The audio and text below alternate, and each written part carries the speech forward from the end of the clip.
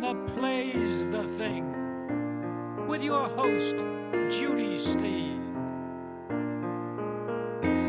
Special guest, Julie Ratner, founder of Ellen's Run. Now here's Judy. In Paris. And love me in London and around the world. Or East Hampton. Or even Budapest. Budapest, a city I've never been to. Yes. But a beautiful city. Oh, it is. Oh, it is my native city. When were you last there? Oh, about 5 years ago. But I'm so happy to be here in East Hampton and having you here on my show.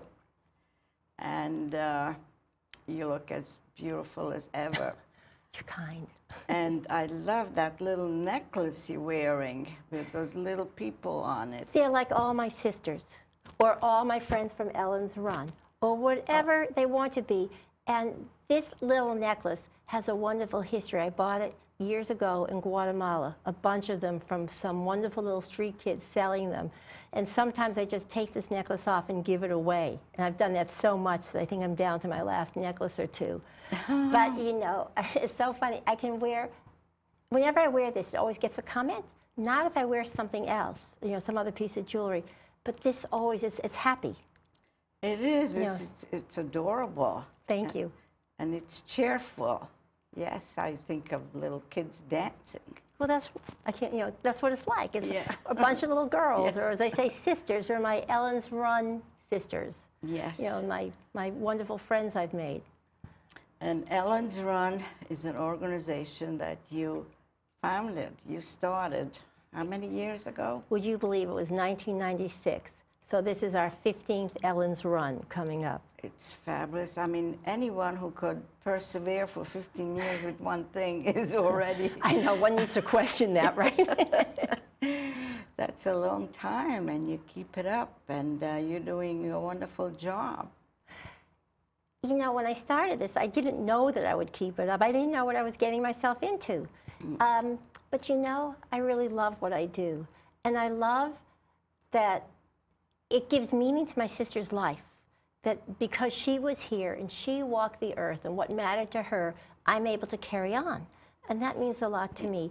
And I think the person who is most pleased, I don't know if that's the right word, if it's pleased or excited or satisfied or moved, is my niece, Leora, Ellen's daughter. You know, she was 6 months old when Ellen was diagnosed with breast cancer.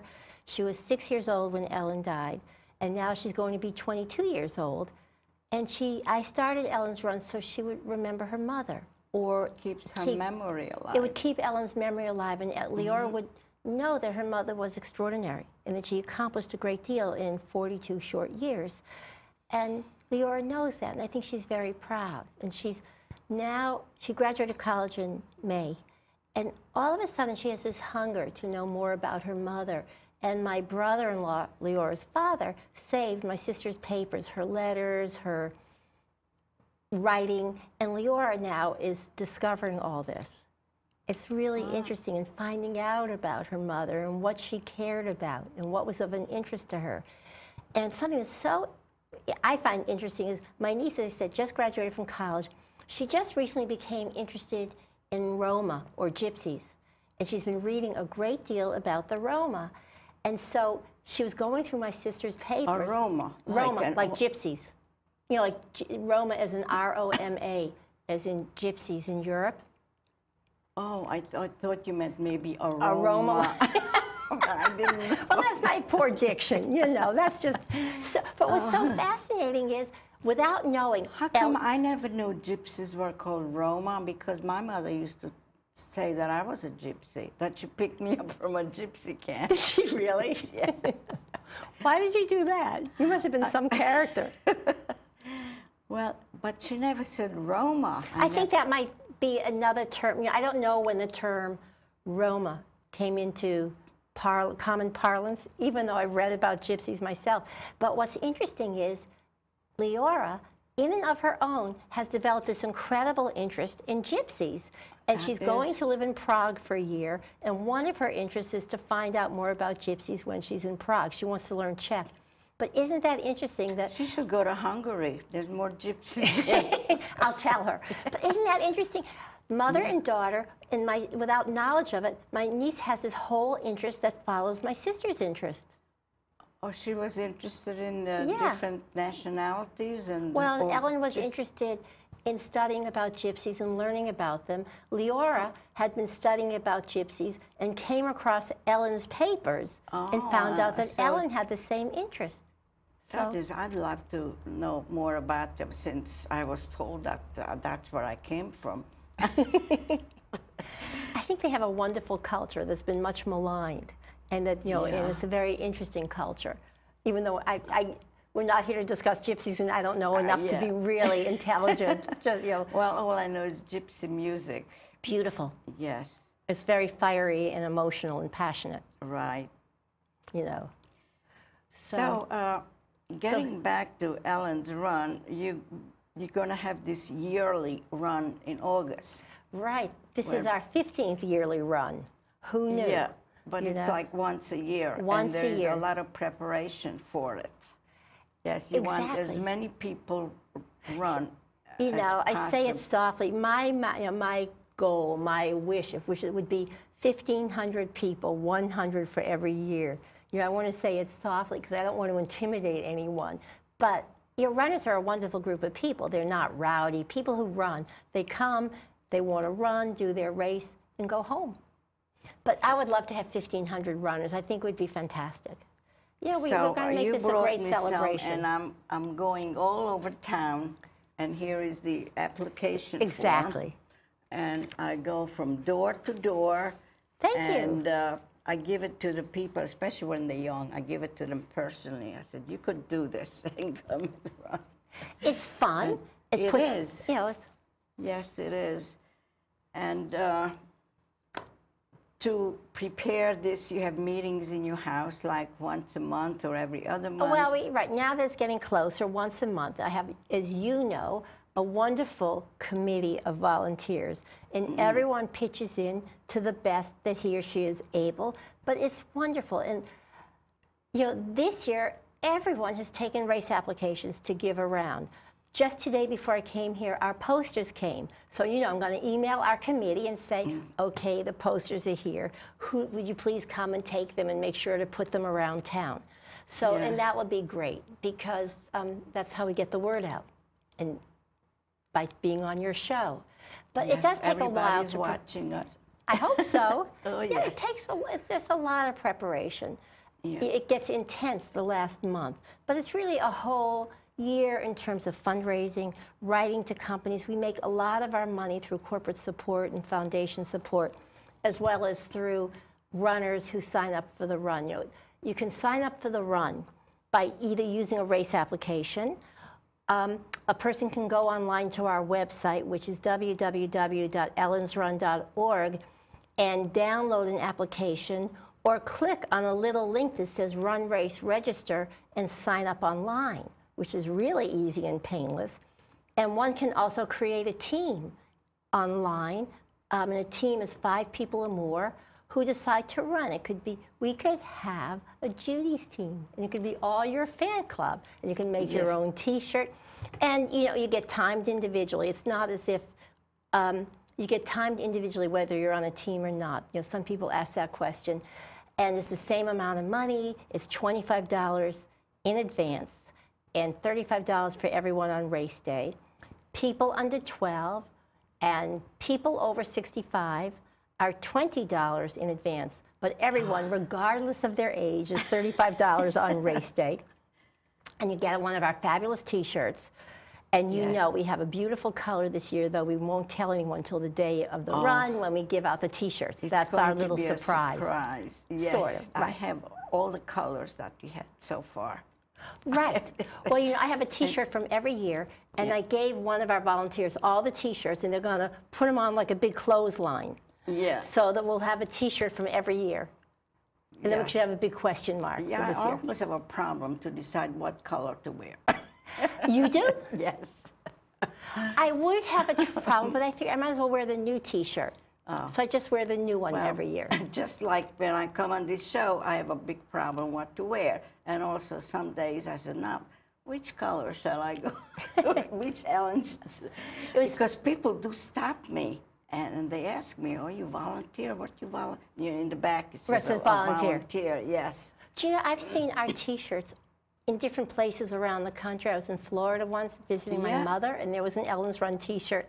You know, in these funny places, and I'll go up and say, oh, did you do Ellen's Run? They must think I accost someone almost and say, thank you so much for doing Ellen's Run. And, you know, and so, who are you? And I say, well, you know. And another thing you're doing is asking for raffles, so you could draw numbers and give them out. Oh, that's our runners raffle. The runners. What we do, thank you for bringing this up. What we do is we're not going to have runners bags because, quite honestly, unless you can have fantastic bags, it's not worth it. We decided we want to have a runners raffle to end all runners raffles, right? So volunteers, wonderful, are going around town in all places, and we are collecting amazing items for a runner's raffle. You know, gift certificates for restaurants.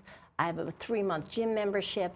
All kinds of wonderful runners raffles. Our goal is to get 30 to 40 fabulous items, and then we take numbers 1 to hopefully 1,500, which are the number of runners we have, and we randomly pull a number. So if that number is the number you're wearing to run the race, then you win the raffle. And of course, if you leave early, you miss your chance. Right, you don't get it. And the runner's raffle is great because it will buy us a little time for the race director, race timer, to come up with the winners, you know, who are the first, second, third. And that's important so we can have our medal ceremony. But it also keeps a little interest going. This is our 15th year. We want to make this year really special because I think in 15 years, we've done so much for the community. I mean, Ellen's Run is fun, and I did this to honor Ellen and to make sure to keep Ellen's memory alive for Leora. But what happened is we started through our grant program, making grants, say, to Southampton Hospital, to Ellen's Well, and other projects that have put back into the community, which I think would have made Ellen very happy and would have pleased her greatly. But has done, these grants have done so much good. And that's what's really important. You know, the idea is to have fun, but the real goal is to make life better for women and who have breast cancer, for survivors and for their families. The need is great out here. And what's really important is to make sure that those needs are being met. And I'm off my soapbox. You have, because of your contributions, Southampton Hospital has gotten more equipment to... You're right. To examine or cure... You're 100% right. What we've done is, over the years, we've worked with the hospital, and they have, you know, put in proposals for different pieces of equipment. And part of our mission is, you know, educational outreach and outreach to women who are medically underserved. One important way, and to all women also, one important way to reach out is to make sure that women can have access to quality medical care in their own community. And by funding equipment that is necessary, you know, say for surveillance, for mammography, for biopsies, that is a way of providing access to quality care. We've been very careful and rigorous in how we disperse the money that is so hard to earn. But what we have done by working through the hospitals, we've helped the hospital create a breast center of excellence. And in 2007, Southampton Hospital was designated as a breast imaging center of excellence by the American College of Radiology, which is quite a designation. It's really a feather in the hospital's cap. Yes, I was going to say metaphorical cap. And then in December of 2009, Bob Challoner, who is the CEO of Southampton Hospital, invited us, my foundation, to fund a new breast center, which was a bit of a shock because we're a small organization and the economy wasn't in a good place, if you remember, December of 2008. And I met with my board, and we thought about this very carefully, and Bob Challoner very generously came one Sunday morning to my house to speak to the board about the breast center and how it was important to expand from 1,200 square feet to 3,300 square feet, have the breast center in one self-contained part of the hospital with all the machinery there, the mammography equipment, the equipment for doing stereotactic breast biopsies, all that is necessary for that part of a woman's health. And after we heard Bob Challoner speak, we looked at each other as the board and we were unanimous in deciding that we needed to fund this. And so we had a $500,000 commitment. We were a little nervous about doing it, but I'm sitting with you here today, and we only owe about $40,000. Oh. So we're going to do it. Of course. So, and then, of course, now we have this breast center of excellence, and we have to maintain it. It's, I thought, well, we've built it, so we're done. But the truth is we're not done. There's always work to keep it going. And now I feel that even though it is really Southampton Hospital, that we have a proprietary interest in maintaining and helping the hospital make sure that this breast center maintains a level of excellence and that it can continue to serve women on the East End and provide this access to quality care. Not only that, but you also give some help to the families of this. That's Ellen's Well. That's Ellen's Well. We started in 2000, and it's an initiative to provide outreach and psychosocial support to breast cancer survivors and their families through support groups, and now other programs also that are becoming associated with Ellen's Well. And as you know, we hired, I think, probably the most talented oncological social worker I have ever met, and just this magnificent person, Edel O'Brien, who meets with breast cancer survivors either through support groups and, when necessary, individually, one-on-one. What's the first name? Edel. Oh, you're talking about Edel. Oh. Edel, our Edel. Our own Edel. Our own Edel. It took me a long time to remember how to pronounce her Edel. first name. I know, she said to me, it's like Edel, or not, sounds like needle. And I know it's a strange name, but she was born in Bombay, I was going to say Mumbai or Bombay. Oh, so, one of those. Well, what's so wonderful is that she's magical.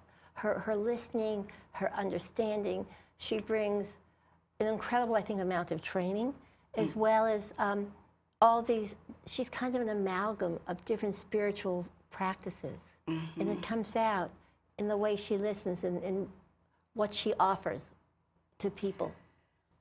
Just today, of all days, I was thinking about the disease like cancer in the breast. Would you say that's the #1 cancer in women? I know the figures. I'm not remembering right now. No, I don't need that the figures. It's just the it's most. one of the. It's one. I don't think it is actually the #1, though. It's close. Look, there will be. I think there'll be something like 240,000 women will be diagnosed this year with breast cancer, and I think the death rate is between 40 and 42,000 women will die every year. I'm wondering about why are so many women have this disease in the breast, and is it because we don't detect it soon enough because it's sort of inside this mass of tissue? Whatever is in there. It's a lot of. I was looking today. What's inside it? It's suspensory ligament and elasticity of matrix, blood vessels, and fatty tissues, and all these the breast things. exists really for one reason, which is for lactation, when you have children. That's when they're really useful. Otherwise, I mean, breasts have been objectified culturally, and they're a big part. But really, our breasts have one basic purpose, which is for lactation. Yeah, but the thing is about the cancer. How come it goes in there? Why does it like it in there? So, and not so much on the other parts of the body.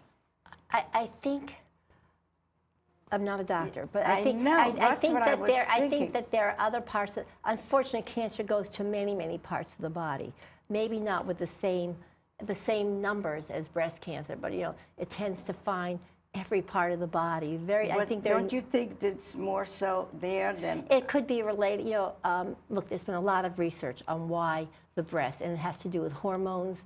It has to do with probably the amount of fat tissue. It is so... It's very complicated because breast cancer is not one disease. It's more than one disease. It's several diseases. And with the amount of research that's being done, there's still no definitive answers why and when. There's knowledge. They know that postmenopausal women are more likely to develop breast cancer than other women. And yet now, I believe that more and more young women are being diagnosed. I did this walk, the Long Island 2-day walk in June. It was a 35-mile walk to raise money for breast cancer services that would stay here on the east end of Long Island. Mm-hmm. And at the end of the walk, there's this final ceremony. And when you finish the 35 miles, and I had to check in at a desk to say I was done, I was given a white T-shirt. Women who were breast cancer survivors were given a pink T-shirt. And the final ceremony is those of us who were wearing white T-shirts created a line on either side of this little walkway. And the breast cancer survivors walked through.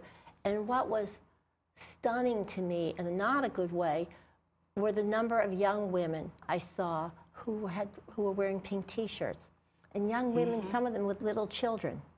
So it said to me, what I thought is, there are more young women out there. Mm-hmm. And there's actually something called the Young Survival Coalition, which is an organization that has been established for young women who have breast cancer because more and more young women are being diagnosed. So just like you said, your niece wants to know all about gypsies. Now I thought maybe I want to be a scientist to find out more about all these things that go on in our bodies. It's fascinating. Yeah, it is. And the body is a wonderful, right, it's fabulous, just very, so complicated. I think it's not easy to figure out what's going on where. And cancer is not it's not always an easy diagnosis, and it's not an easy disease to treat. I really consider cancer a malevolent, evil intruder in the body. Mm. And it knows how to hide. It can lay dormant and come back. It can break off and travel around the body and set up shop in a distant site from the primary site.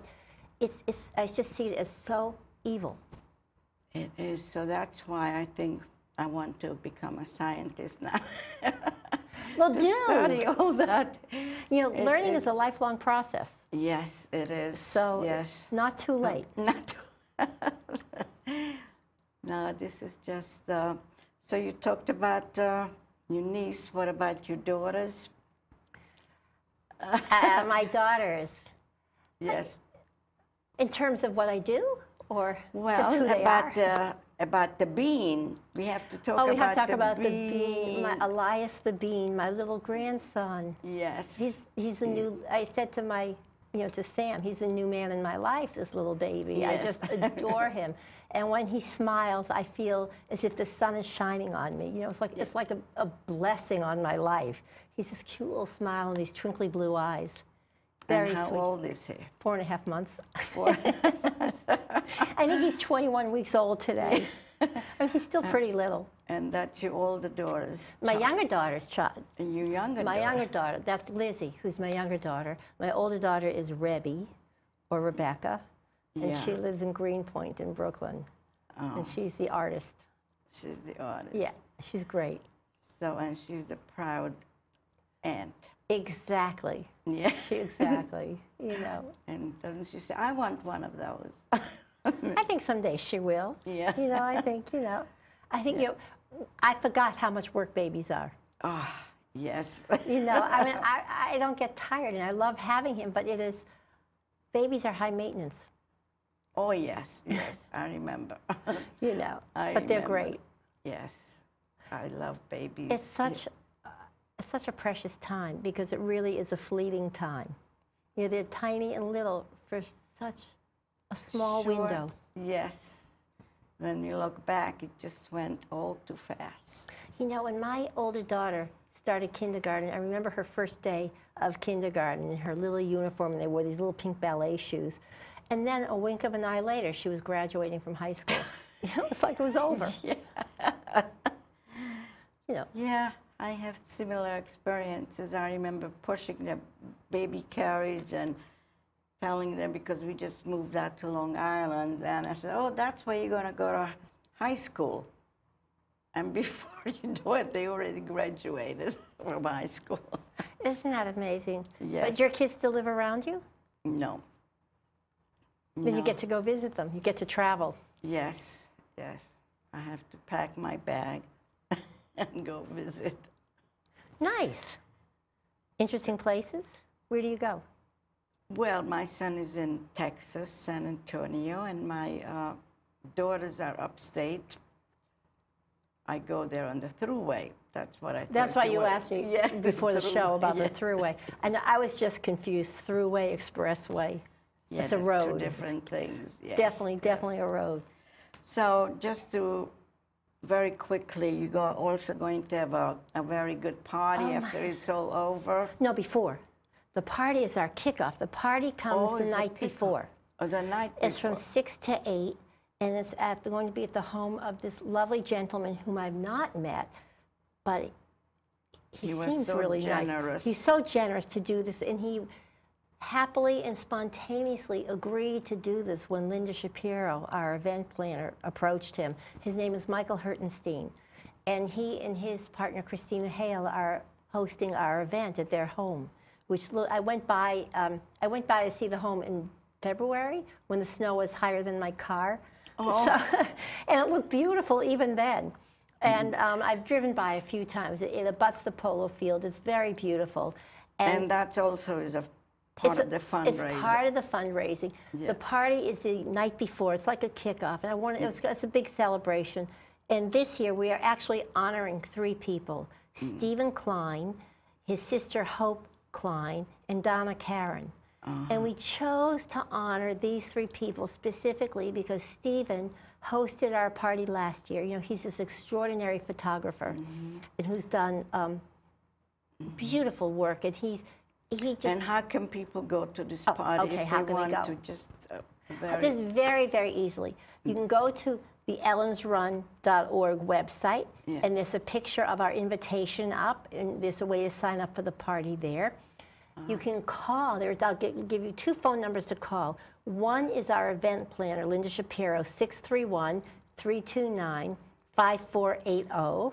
Or you can call me at 631-907-1952, and we will be happy to take your reservation and your credit card and tell you how to get there and where it And is. of course, you're going to have a great time. Absolutely. Yes. Thank We you. could have talked for another hour. It went very fast. Judy, thank you very much. I love to talk about Ellen's Run. Yes, I know. Well, I think we covered everything, and it was painless. It's wonderful. You make it fun. Thank you. I'll see you at the run, Yes. August 22nd. Absolutely. Well, you see me before that, I think. Absolutely. And the Yeah. party August 21st. And I'll see you in between lots. Yes. Oh, I should take some of those people off my list. Those are the underwriters. Every time I see it, I said I'm going to tell them to take some of it off because they gave some money like 2 years ago, 3 years ago.